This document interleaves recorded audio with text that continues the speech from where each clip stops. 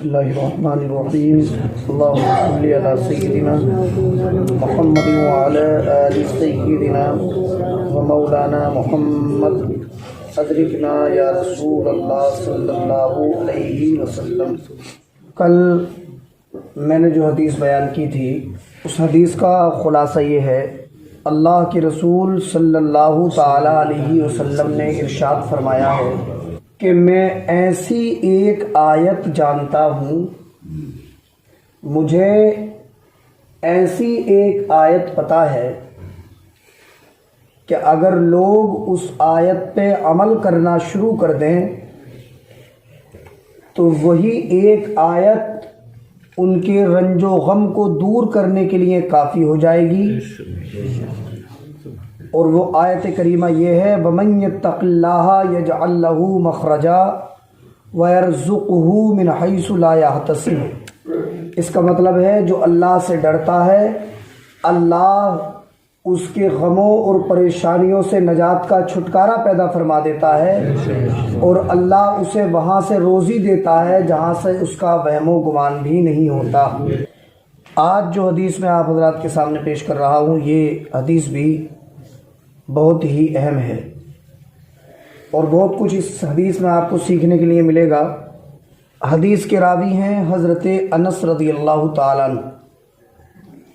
عن انس قال کان اخوانی علی عہد رسول اللہ صلی اللہ علیہ وسلم فکان احدہما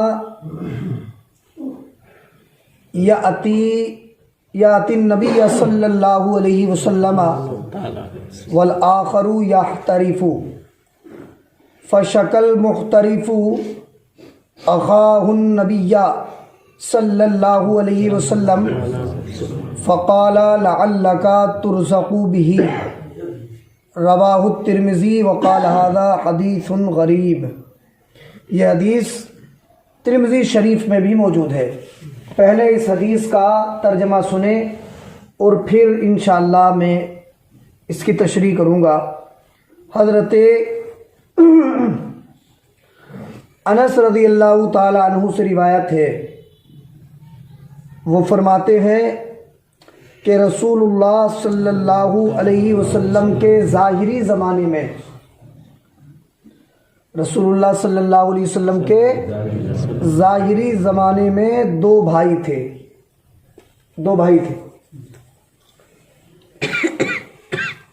ان میں سے ایک بھائی رسول اللہ صلی اللہ علیہ وسلم کی خدمت میں آتا تھا، رسول اللہ صلی اللہ علیہ وسلم کی بارگاہ میں آتا، رسول اللہ کی حدیثیں سنتا، دین کی باتیں سنتا، قرآن سیکھتا تھا۔ اور دوسرا بھائی کوئی پیشہ کرتا تھا، یعنی کوئی کام کرتا تھا۔ دو بھائی تھے، ایک بھائی نے اپنے آپ کو دین کی باتیں سیکھنے کے لیے وقف کر دیا تھا، اور وہ بارگاہ رسول میں آتا، رسول کریم صلی اللہ علیہ وسلم کی بارگاہ میں رہتا اور دین سیکھا کرتا تھا، قرآن سیکھتا تھا، رسول اللہ کی حدیثیں سیکھتا تھا۔ اور دوسرا جو بھائی تھا یہ کوئی نہ کوئی پیشہ کیا کرتا تھا، کوئی کام کیا کرتا تھا۔ تو اب لوگوں کو ٹینشن ہوتی ہے کہ نہیں؟ 3 بھائی ہوں، 4 بھائی ہوں یا 2 بھائی ہوں، ایک کام کرے اور دوسرا خالی رہے، تو دماغ میں بات آتی ہے کہ میں ہی کر رہا ہوں، یہ کچھ نہیں کر رہا ہے۔ تو جو بھائی کام کرتا تھا وہ رسول اللہ صلی اللہ علیہ وسلم کی بارگاہ میں آیا اور اس نے بارگاہ رسول میں آ کے اپنے بھائی کی شکایت کی۔ اور کیا شکایت کی؟ کہ یا رسول اللہ صلی اللہ علیہ وسلم، بس میں ہی کام کرتا رہتا ہوں، اور یہ میرا جو بھائی ہے یہ تو آپ کے یہاں ہی بیٹھا رہتا ہے، یہ تو بس خالی دین کی باتیں سیکھتا رہتا ہے، اور کام اکیلے میں کرتا ہوں، اس سے بھی آپ کہہ دیجئے کہ یہ بھی کام کیا کرے۔ کہنے کا مقصد اس کی یہ تھا۔ اس نے بارگاہ رسول میں یہ شکایت کی کہ یہ کچھ کرتا ہی نہیں ہے، بس میں ہی کام کرتا ہوں. تو چونکہ وہ دین سیکھتا تھا نا اور نبی پاک صلی اللہ علیہ وسلم کی بارگاہ میں قرآن سیکھا کرتا, رسول پاک کی حدیثیں سیکھا کرتا, تو سرکار کا جواب سنیے. جب سرکار سے اس نے شکایت کی تو سرکار دو عالم صلی اللہ علیہ وسلم نے کیا ارشاد فرمایا؟ آپ مچل جائیں گے. سرکار کا جواب سن کے مصطفیٰ فرماتے تم اس کی شکایت کرتے ہو, امید ہے کہ تمہیں جو روزی دے رہا ہے اللہ وہ اس کی برکت سے ہی دے رہا ہے نا. تمہیں جو روزی مل رہی ہے یہ تمہارے اس اللہ کی ذات سے امید ہے. ہو سکتا ہے تمہیں جو روزی مل رہی ہے یہ تمہارے اس بھائی کی برکت سے مل رہی ہے جو دین سیکھ رہا ہے نا. یہ حدیث کا ترجمہ ہوا. اب یہ جو دو بھائی تھے, حدیث آپ کے دماغ میں آ گئی ہوگی. یہ جو دو بھائی تھے تو ان کے تعلق سے علماء نے لکھا کہ یہ دونوں سگے بھائی تھے. غالب یہی ہے کہ دونوں سگے بھائی تھے اور دونوں ساجھے میں تھے, یعنی دونوں کا کھانا پینا ایک تھا. اب ایک نے اپنے آپ کو دین کی خدمت کے لیے لگا دیا تھا. اور دیکھیے یہ رسم جب سے آج تک چلی آ رہی ہے. میں نے ایک دن آپ کو بتایا تھا کہ مسجد نبوی شریف کے باہر ایک چبوترا تھا جس پہ بہت سارے صحابہ کرام رہتے تھے. انہیں اصحاب صفہ کہا جاتا تھا. وہ کیا کرتے تھے؟ انہوں نے اپنی زندگی کو دین کے لیے وقف کر دیا تھا. وہ دین سیکھتے تھے تو دوسرے لوگ ان کے اخراجات برداشت کرتے تھے. اور آج تک, جب سے آج تک یہ سلسلہ چلا رہا ہے کہ آج بھی بہت سارے ایسے لوگ ہوتے ہیں جو اپنے آپ کو دینی کاموں کے لیے وقف کر دیتے ہیں تو دوسرے مسلمان ان کی ضروریات کا خیال رکھتے ہیں, انہیں خرچہ بھی دیتے ہیں, ان کے کھانے پینے کا بھی انتظام فرماتے ہیں. سمجھ رہے؟ یہ رسم جب سے ہی چلی آ رہی ہے. یہ طریقہ بھی صحابہ کرام کی سنت ہے. اچھا, تو سرکار دو عالم صلی اللہ تعالی علیہ وسلم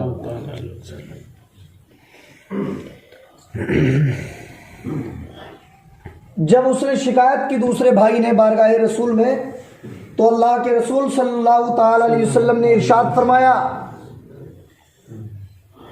کہ تو علم دین سیکھنے والے کا خرچہ برداشت کرتا رہے اور اس سے پریشان مت ہو. تو اس جملے سے ابھی میں بتاؤں گا اس حدیث سے کتنے مسائل معلوم ہو رہے ہیں. اللہ کے نبی نے فرمایا اس کا خرچہ برداشت کرتا رہے, تو پریشان مت ہو, اس لیے کہ وہ جو کھانا کھاتا ہے تو وہ کھانا تو سے نہیں کھلاتا ہے بلکہ اس کے حصے کا کھانا تیرے دسترخوان پہ اللہ اتار دیا کرتا ہے نا. اللہ کے رسول صلی اللہ تعالی علیہ وسلم نے یہ جو ارشاد فرمایا اور یہ جو حدیث بیان فرمائی کہ امید ہے کہ اس کی برکت سے تجھے روزی مل رہی ہے اور اس کا خرچہ برداشت کرتا رہے, اللہ تیرے رزق میں برکتیں فرمائے گا. تو اس حدیث سے ہمیں کئی ایک مسائل معلوم ہوئے. پہلا مسئلہ یہ معلوم ہوا کہ وہ لوگ جو اپنے آپ کو دین سیکھنے کے لیے وقف کر دیتے ہیں تو ان کا یہ کام صحابہ کرام کی سنت ہے. جو رسول کریم صلی اللہ علیہ وسلم کی بارگاہ میں آتا, یعنی دو بھائیوں میں سے جس بھائی نے اپنے آپ کو دینی کاموں میں لگا دیا تھا اور دینی کاموں کے لیے وقف کر دیا تھا, تو وہ صحابی رسول تھے کہ نہیں؟ اور انہوں نے کس کام کے لیے وقف کر دیا تھا اپنے آپ کو؟ دین سیکھنے کے لیے. تو اگر کوئی آج بھی اپنے آپ کو دین سیکھنے کے لیے وقف کرتا ہے تو یہ صحابہ کرام کی سنت ہے اور وہ صحابہ کرام کے طریقے پر عمل کرتا ہے. ایک بات یہ معلوم ہوئی. دوسری بات اس حدیث سے یہ معلوم ہوئی کہ عالم دین بننا یہ فرض کفایہ ہے. کیا ہے بولیے؟ فرض کفایہ ہے. مطلب اس کا ضرورت کے مطابق علم دین سیکھنا ہر مسلمان مرد اور عورت پر فرض ہے، ضرورت کے مطابق ہر کسی پہ فرض ہے۔ بہت سارے لوگ ہوتے ہیں وہ کہتے ہیں کہ انہوں نے ناجائز کام کر لیا تو کہتے ہیں اللہ جب پوچھے گا قیامت کے دن تو کہہ دیں گے اللہ ہمیں پتہ ہی نہیں تھا۔ وہاں یہ عذر نہیں چلے گا، اللہ فرمائے گا کہ تم نے اتنا علم کیوں نہیں سیکھا جس کی روشنی میں تم اپنی ضرورت کے مسائل جان سکتے۔ وہاں کوئی عذر نہیں چلے گا، ہے نا۔ اس لیے اگر ہم کوئی کام کرتے ہیں، کاروبار کرتے ہیں، تو اس کے بارے میں ہمیں پتہ ہونا چاہیے کہ اس کاروبار میں کیا جائز ہے اور کیا ناجائز ہے۔ کوئی بھی اے ٹو زیڈ جائز کاروبار کرتے ہیں تو اس میں بھی بہت سارے مسائل ہوتے ہیں۔ کوئی آپ تجارت کر رہے یا دوسرا کوئی پیشہ کر رہے تو ہمیں یہ ضرور معلوم ہونا چاہیے کہ اس پیشے میں جائز چیز کیا ہے، ناجائز چیز کیا ہے، کس طریقے سے کریں گے تو جائز ہے، کس طریقے سے کریں گے تو ناجائز ہے۔ شادی بیاہ کر رہے تو ہمیں پتہ ہونا چاہیے کہ شادی میں کیا چیزیں جائز ہے، کیا چیزیں ناجائز ہیں۔ ہم اپنی شادی سے پہلے کی زندگی گزار رہے ہیں تو ہمیں پتہ ہونا چاہیے کہ اسلام میں ہمارے مسائل کیا ہیں، اور شادی کے بعد جب بیوی کے ساتھ زندگی گزار رہے ہیں تو ہمیں معلوم ہونا چاہیے کہ ہمیں اپنی بیوی کے ساتھ کس طریقے سے رہنا ہے اور کس طریقے سے ہمیں اس سے ہم بستر ہونا ہے، اس کا جائز طریقہ کیا ہے اور اس میں ناجائز کیا ہے۔ یہ سب باتیں ہر انسان کو سیکھنا ضروری ہے۔ تو بقدر ضرورت علم دین سیکھنا ہر مسلمان پر فرض عین ہے۔ حدیث پاک بھی ہے سنن ابن ماجہ میں، اللہ کے رسول صلی اللہ علیہ وسلم نے فرمایا طلب العلم فریضۃ علی کل مسلم و مسلمہ۔ سرکار فرماتے علم دین سیکھنا ہر مسلمان مرد اور عورت پر فرض ہے۔ عالم دین بننا سب کے لیے فرض عین نہیں ہے۔ فرض عین اور فرض کفایہ میں فرق ہوتا ہے۔ فرض عین وہ ہوتا ہے جو ہر ایک پر واجب ہوتا ہے، اگر نہیں کرے گا تو گناہ گار ہوگا، اور فرض کفایہ وہ ہوتا ہے جو واجب سب پہ ہوتا ہے مگر اگر چند لوگ ادا کر دیں تو سب کے سر سے اتر جاتا ہے، سب لوگ بری الذمہ ہو جاتے ہیں۔ عالم دین بننا فرض کفایہ ہے اور ضرورت کے مطابق دین کا علم حاصل کرنا یہ فرض عین ہے۔ اگر اپنی ضرورت کے مطابق دین کا علم نہیں سیکھیں گے تو گناہ گار ہوں گے۔ دوسری بات یہ معلوم ہوئی، سرکار نے کیا فرمایا کہ جو تمہارا بھائی، دیکھیے ٹائم تو کافی ہو رہا ہے، بس 2 منٹ اور آپ کے لیے رہا ہوں، جو تمہارا بھائی علم دین سیکھتا ہے تم اس کا خرچہ برداشت کیے چلو، اللہ اس کی برکت سے تمہارے دسترخوان پر نعمتوں کی بارش فرما دے گا۔ اس جملے سے سرکار کے پتہ چلتا ہے کہ جو دین کے طالب علم ہوتے ہیں یا جو دیندار لوگ ہوتے ہیں جنہوں نے اپنے آپ کو دینی کاموں میں لگا رکھا ہے، انہیں کھلانے پلانے یا ان کی حسب حیثیت مدد کرنے سے رزق میں کمی نہیں آتی، بلکہ ان کے کھلانے سے اللہ رزقوں میں برکتیں پیدا فرما دیتا ہے نا۔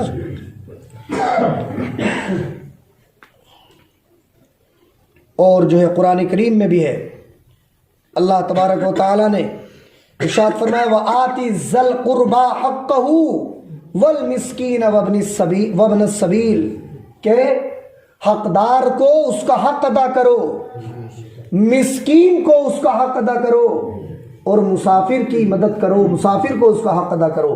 اب ان کا حق کیا ہوتا ہے، مسکین کا حق کیا ہے؟